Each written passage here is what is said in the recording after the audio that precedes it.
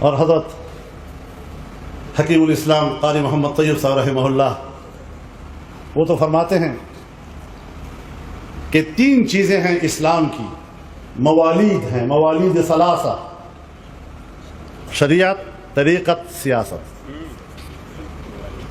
یہ 3 چیزیں اکٹھی ہوں گی تو اسلام بنے گا۔ شریعت راستہ ہے، راستہ ہی نہ ہو تو چلو گے کس طرف؟ طریقت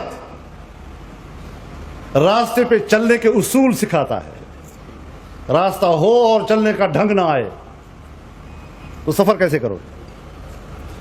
اور سیاست، جب راستے میں مشکلات آتی ہیں تو مشکلات کو دور کرنے کا نام سیاست ہے۔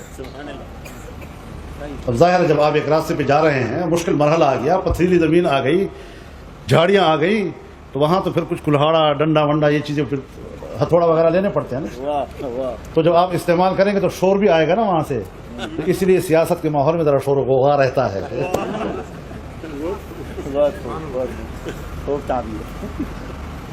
تو آپ راستے کی مشکلات کو دور کریں گے تو پھر تو کم از کم شور و غوغا تو ہوگا نا۔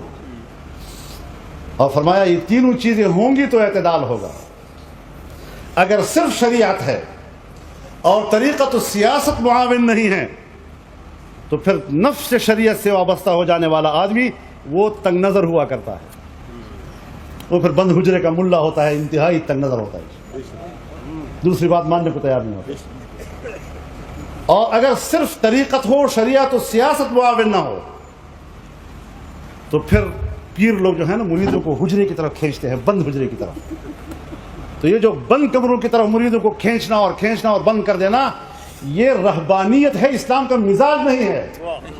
اسلام کا مزاج گھر سے نکل کر محلے میں، محلے سے نکل کر شہر میں، شہر سے نکل کر صحراؤں میں، دریاؤں میں، جنگلوں میں، پہاڑوں میں ان پر مسلط ہو جانا ہے۔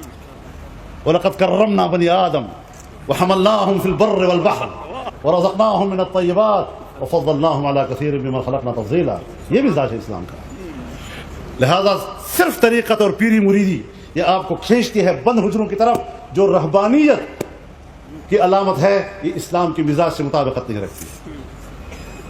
اور اگر سیاست محضہ ہو اور طریقت شریعت اس کے ہمراہ نہ ہو تو پھر تکبر اور نخوت پیدا کرتی ہے۔